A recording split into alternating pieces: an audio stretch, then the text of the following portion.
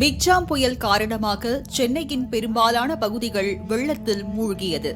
இதில் எண்ணூர் பகுதியில் இயங்கும் எண்ணெய் ஆலைகளில் இருந்து கச்சா எண்ணெய் கழிவுகள் வெள்ள நீரில் கலந்து காணப்பட்டது. எண்ணூர் பகுதியில் வீதிகள், வீடுகளின் சுற்றுப்புற சுவர்கள் என அனைத்துமே கச்சா எண்ணெய் சூழ்ந்து காணப்பட்டது.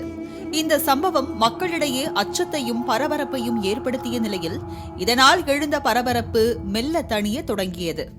இந்நிலையில் எண்ணூரில் திடீரென அமோனியா வாயு கசிவு காரணமாக 40க்கும் மேற்பட்டோர் மருத்துவமனையில் அனுமதிக்கப்பட்டுள்ளனர்.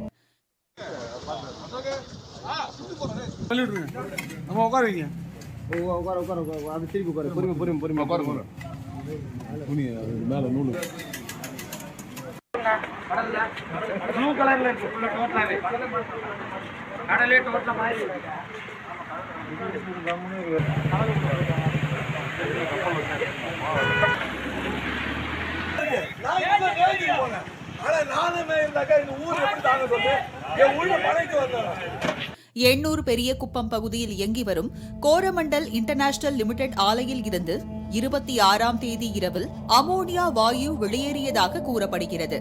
கரையில் இருந்து சுமார் 2 கிலோமீட்டர் தொலைவில் கடலில் நிலைநிறுத்தப்பட்ட கப்பலில் இருந்து அமோனியா வாயுவானது பைப்லைன் மூலம் எண்ணூரில் உள்ள தொழிற்சாலைக்கு அனுப்பப்பட்டு வந்தது.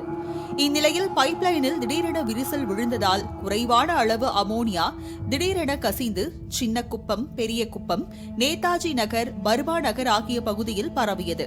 இதில் 40க்கும் மேற்பட்டோர் மூச்சு திணறலுடன் மயக்கமடைந்து அவதியடைந்தனர். இவர்களில் 3 பேருக்கு நுரையீரலில் பாதிப்பு ஏற்பட்டதால் தீவிர சிகிச்சை அளிக்கப்பட்டு வருகிறது. இதுக்கு மேல எங்களுக்கு கோவமா பேசவும் தெரியல, பேசுற அளவுக்கு எனர்ஜியா இல்லை. எங்களுக்கு நேத்தெல்லாம் அகதி மாதிரி ஓடிட்டு இருந்தோம். பின்னாடியே எங்களுக்கு புகை வருது, முன்னாடி நாங்கள் ஓடுறோம் பசங்களை கூட்டிக்கிட்டு. ஒரு வாழ்வாதாரமே இல்லை எங்களுக்கு ஒன்றுமே புரியல. எங்களுக்கு எதுக்காக இதை மாதிரி பண்ணிட்டு இருக்காங்க? இது வட சென்னையை ஃபுல்லாக அழிக்கதான் நினைக்கிறாங்களா? அழிச்சிடுங்க.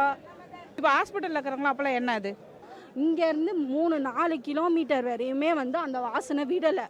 இதுவே மொத்த டேங்க்ல இந்த அமோனியா லீக் ஆயிருந்துச்சுன்னா கடலில் ஒரு மீனும் இருந்திருக்காது.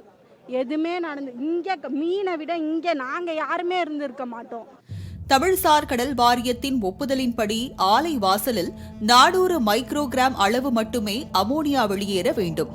ஆனால் 2090 அளவுக்கு, அதாவது இயல்பை விட 5.25 மடங்கு அதிகம் உள்ள அமோனியா வெளியேறியது.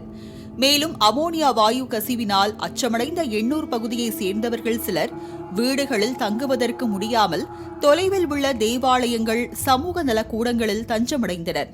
மேலும் அமோனியா வாயு வெளியேறிய தொழிற்சாலையை முற்றுகையிட்ட பொதுமக்கள் உடனடியாக ஆலையை மூடுமாறு முழக்கமிட்டதால் எண்ணூரில் பரபரப்பு நிலவியது. இதனையடுத்து தமிழக அரசு தொழிற்சாலையை தற்காலிகமாக மூடுமாறு உத்தரவிட்டது. மாண்புமிகு சுற்றுச்சூழல் அமைச்சர் திரு மெய்யநாதன் அவர்கள் என்னுடன் தொலைபேசியில் பேசிய பொழுது அந்த ஆலையை தற்காலிகமாக மூடி வைப்பதாக ஒரு கமிட்டி அமைத்து நடவடிக்கை எடுப்பதாக தெரிவித்திருக்கிறார்கள். அது மட்டுமல்லாமல் தமிழ்நாடு மாநில மனித உரிமை ஆணையம் இதை தாமாக முன்வந்து வழக்காக எடுத்து விசாரிக்கக்கூடிய நிலைமை இருக்கிறது. அப்படி இருக்கும் பொழுது அனைத்து தரப்பினர் அழைத்து இதை விசாரித்து பாதிக்கப்பட்டவர்களுக்கு இழப்பீடு வழங்கக்கூடிய ஒரு சூழல் உருவாகக்கூடும். 28ஆம் தேதி இரவில் 11:30 மணியளவில் அமோனியா வாயு கசிந்த நிலையில் இதன் பைப்லைன்கள் சரி செய்யப்பட்டு நிலைமை கட்டுக்குள் கொண்டு வரப்பட்டது. கடந்த மாதம் கச்சா எண்ணெய் கழிவுகளுடன் போராடிய எண்ணூர் மக்களை பீதியில் ஆழ்த்தியுள்ளது.